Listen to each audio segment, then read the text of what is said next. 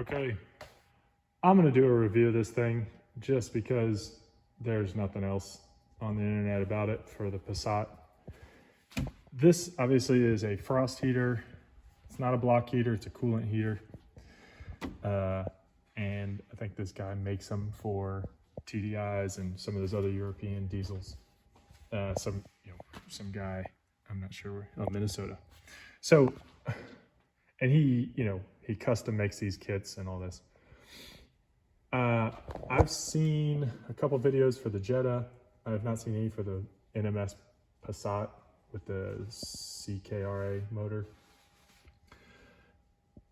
I just finished installing it. I haven't ran it. I don't know if stuff's leaking. I am just gonna give you my honest feedback right now. If you are not in a South Dakota, North Dakota, Canada type climate, and if you are not already like taking apart the throttle body and the intercooler to maybe get at the thermostat or to replace the oil cooler or the oil filter, don't waste your time with this. I mean, I just, I'll update back after a couple of months of use with this stuff, but the install on this took me forever. They've got pretty good directions, and even a lot of these pictures and stuff, but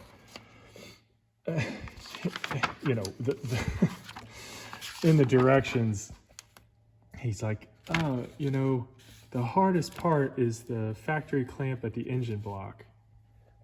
Well, that wasn't the hardest one to get the clamp off. Here it is.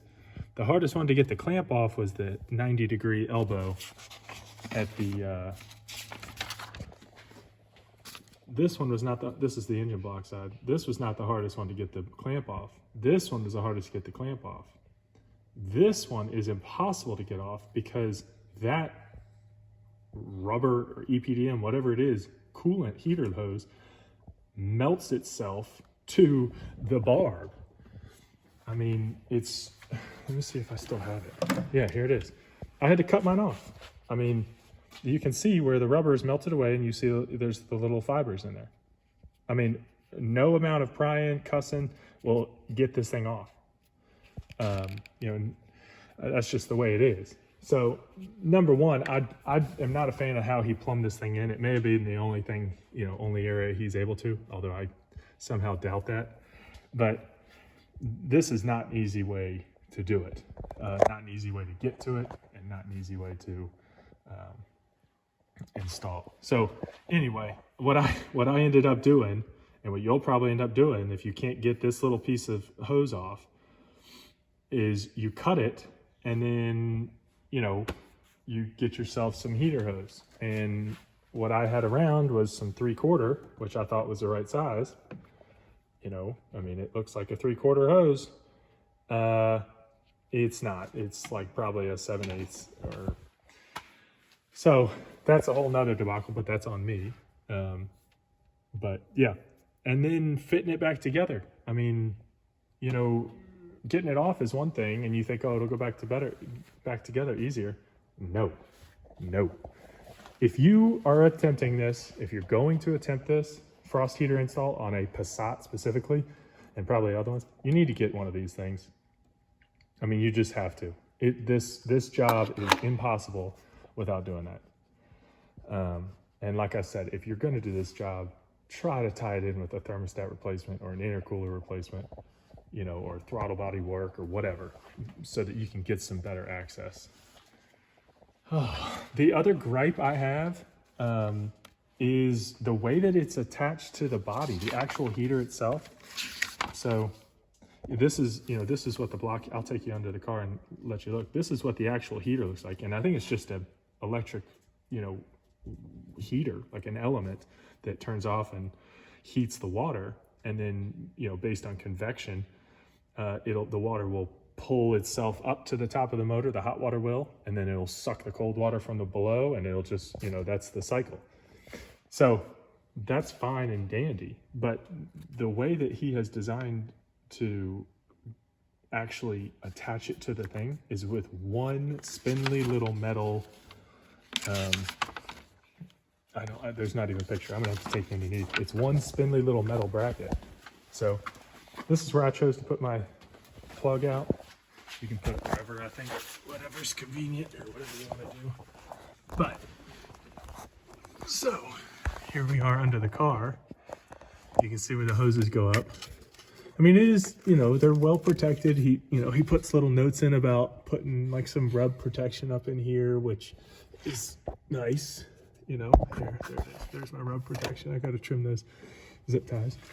But this is on, I don't even know if I can show you. There's the bracket. It's one bracket, one bolt slides into this.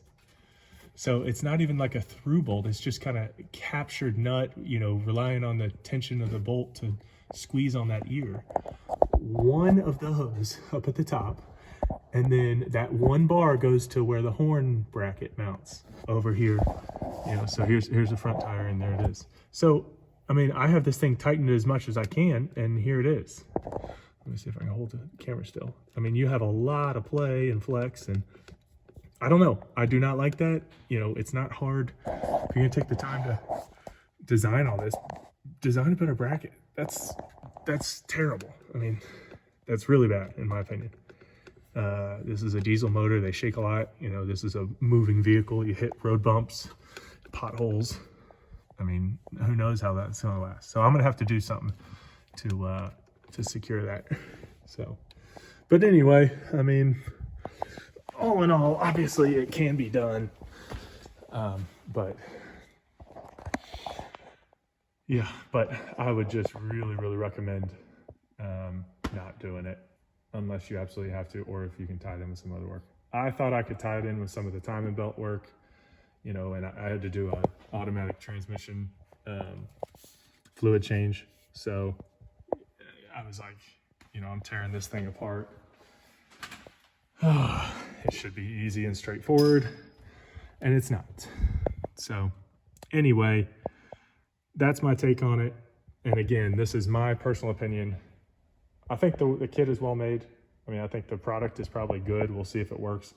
But when it comes to the specific installation and the kit on how he built it for the NMS, you know, 20, whatever it is, this is a 2013 Passat TDI. It is just not worth it. I would not do it again. So there you go. There you go.